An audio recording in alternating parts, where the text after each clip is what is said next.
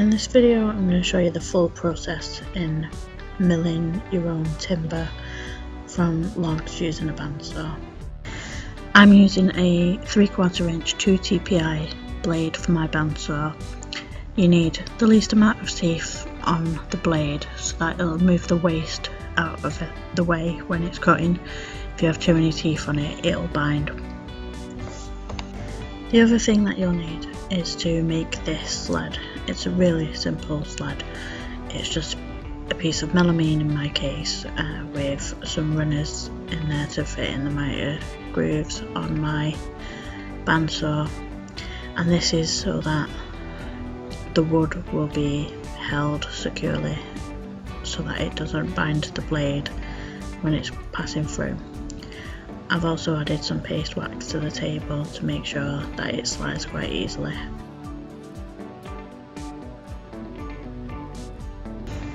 I've also put some pilot holes in here and countersunk them so that the screw heads don't catch on the table. I've used this before and it's worked quite well, so just reuse the same holes. I've added some paste wax to the runner as well, so it definitely slides easy.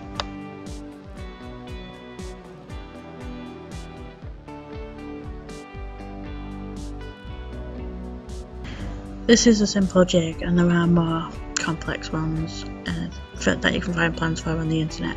I find this works absolutely fine and I've used it for a number of weeks now. So this is the wood that I'm going to be cutting up, and this is from my parents' back garden, and this is a cherry blossom trunk, and I have absolutely loads of this wood. So I'm just finding the side that I'm going to be putting it on, and there's a limb there that needs cutting off. So what I'm doing is I'm just lining up the log with the blade to cut a thin strip off to make one side of it flat so that it doesn't rock. And bind my blade up, I'm screwing it down to the sled.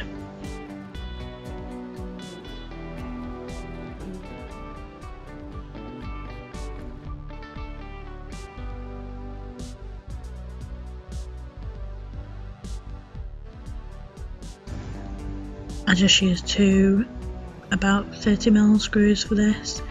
That's enough to hold it and not go too far into the wood, because I don't want it to go through too many pieces, just what will hopefully be the waste wood. So that's on there, and you just need to make sure that lowering the blade to just go just slightly above it so that it's got as much support as it possibly can have, and just tightening the blade off. So now we're ready to cut.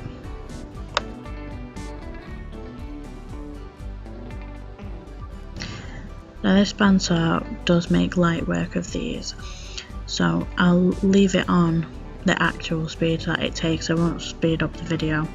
So this is just how fast it is. It doesn't take long at all.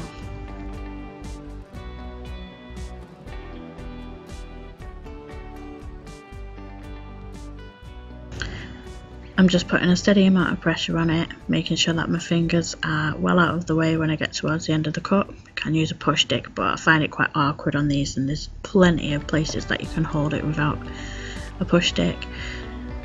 And just keeping it going through the blade, and that's it. It's cut.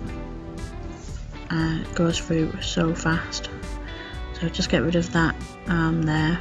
As you can see, nice straight cut, because it's been screwed down, it can't move, so it will just keep it nice and straight, which is great because now we've got a straight reference to work from. So that's created one of the faces, very flat, so just unscrew that and just need to create one more for it. So because it's been screwed down and can't move, it just keeps it perfectly aligned. The side on the top there does already look quite flat. You still have to actually do this on that face because it's still rounded and could move and bind the blade up. but again, because it's so flat, I can take such a light pass off this just to get it flat and have this as a reference to use against the fence. So I'm hardly taking any off for this cut, and just need to adjust the blade height again and screw it down. We can make the cut then. This bandsaw as well, by the way, is a Record Power BS350S 14-inch 1.5 horsepower bandsaw. It's got a depth of cut of up to 230mm. I'm made up with it. It is very good.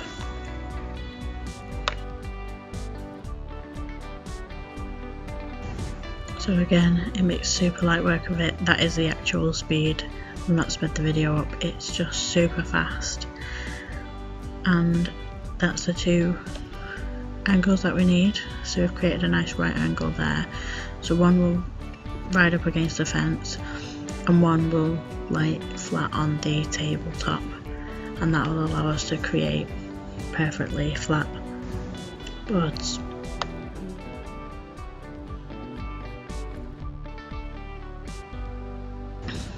So now just unscrew it, because we don't actually need the sled anymore.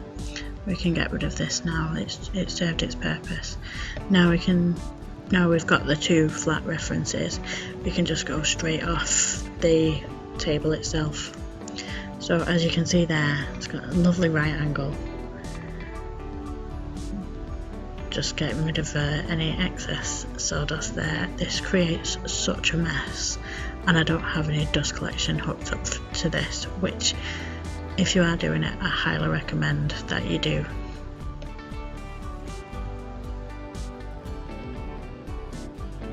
So I'm cutting these to about an inch.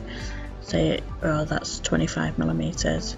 They say it's about an inch per year to dry, and I'm impatient, so I don't want them any thicker, but to be honest, I've not really got much need for thicker wood.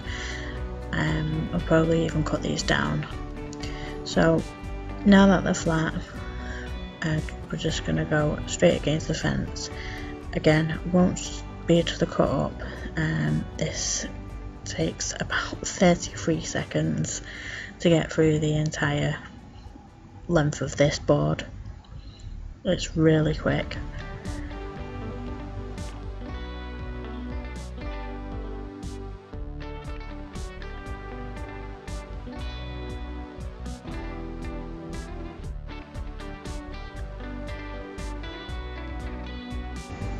Again, just keeping my fingers well clear of it, trying to make sure that I support the board all the way through the cut and not going through it too fast. So there's one board, only an inch thick, so not huge, and as you can see, it's a nice straight cut. It's lovely. So because it's the fence that's set, I can just move the wood, and I know it's going to be an inch thick. So on with the next cut. It's the exact same thing, just pushing it against the fence and pushing it through the blade, not too fast. As there's no sound on the video, but the bandsaw will make a noise, and if you're pushing it a bit hard, you know about it. So again, about a 30 to 40 second cut. Doesn't take very long at all. Fingers well out the way when you're getting towards the end of the cut. And that's another one. Consistent size, as you can see. Very easy.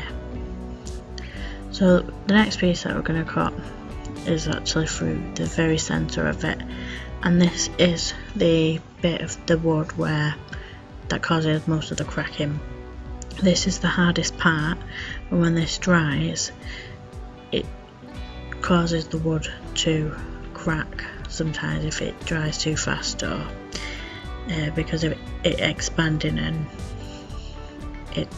so we need to basically just get rid of it.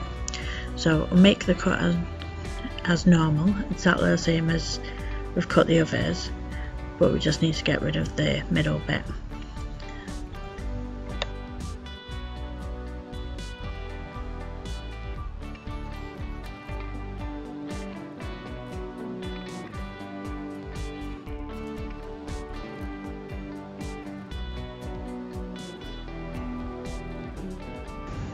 So there, it might not be easy to see from this camera angle, but you can actually see the centre bit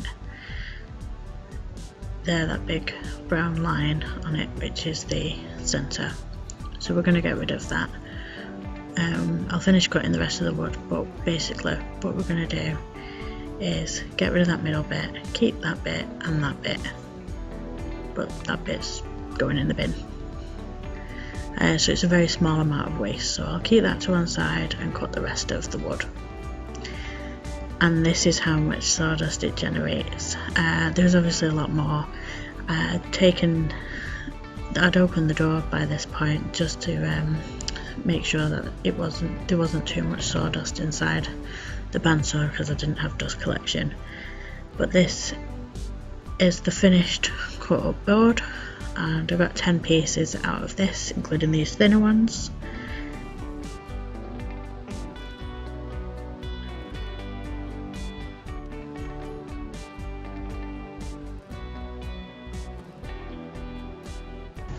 So now I just need to get rid of all these out the way so that I can cut the middle out of the centre board.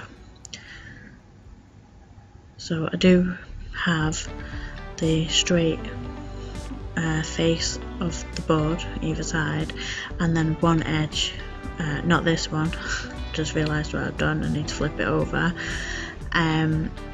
That edge is straight, so I can use the fence and get a straight cut. So I'll just get rid of that, take the least amount off as I possibly can.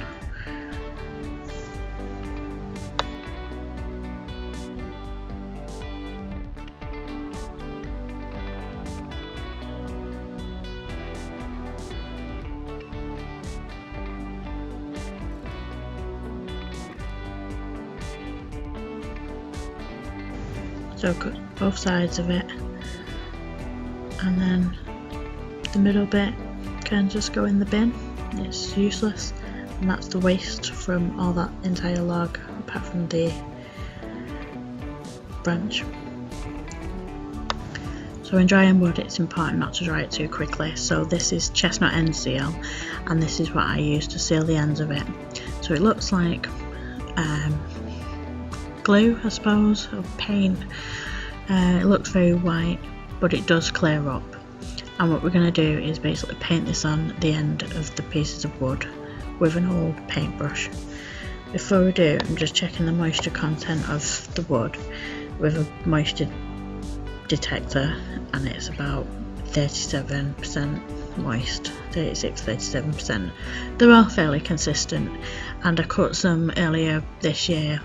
That was around 37% moisture, as it'd been sitting in my mum's garden for a couple of weeks, and it's monsoon season apparently in the northwest, so it got very, very wet. So because I've cut it to about an inch, it should take around 12 months to dry, give or take. But this is my first lot, well, this will be the second lot of wood that I'm drying. So I don't actually know how long it's going to take or what level I'll be able to get the moisture down to. So for the wood to properly dry, you need to basically make sure that air can get to all of the wood, and to do that we'll stack it. So to create that airflow between the wood, basically just put a little stick of wood in between them. So I've cut some down, they're all the same width because they're all the same bit of wood really, but I do put a slightly bigger one at the bottom. I won't be storing them here, but this is just to show. So as you can see, there's space for the air to go underneath it, and then just painting this on really generously with an old rubbish paintbrush that I'm going to bin. I'm not going to wash it, even though I think they do wash up alright, but for the earache that I'd get washing it up in the kitchen because I don't have any water out here. I'm just going to bin it, so I'm not really bothered. It's just slopped on. I don't do this in any particular way, I just put it on and occasionally top them up as well when they've been drying for a few weeks. As I say, the colour goes more transparent and it doesn't stay that vibrant white. So put the stick between each lot and that will create the airflow through them all.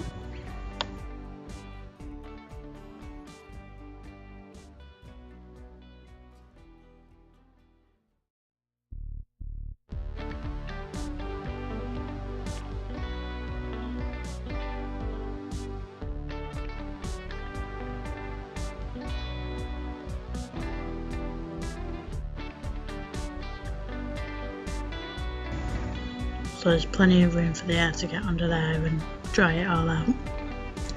So I'll just go through the rest of them, just slap it all on and stack them up. And that is pretty much it. And because we've taken the centerpiece out of the wood as well, they shouldn't really crack, but they can and may well still do. So it's just the ends, and hopefully this will slow the drying process down so that they don't crack, but I'm not really bothered if they do. Still get usable wood out of them, and it's really pretty. You can't really see it on this video, but the grain's lovely on it. So I was obviously limited to whatever size that the tree surgeon cut them down to, which is about 40 centimetres or 16 inches, but I think I could probably get longer pieces through the bandsaw without them binding, but this is what I had to work with. I did cut some earlier on, about 4 or 5 weeks ago maybe, and the moisture content has already dropped by about 10% on these already, but they're obviously out of the wet now, and in the normally quite cold workshop, though I do put a heater on now and again when I'm working in there, but we'll see where we're at in 12 months time. But there's the wood, that's one log, so it does get quite a lot out of there. We'll see what we can make with it. So thanks for watching.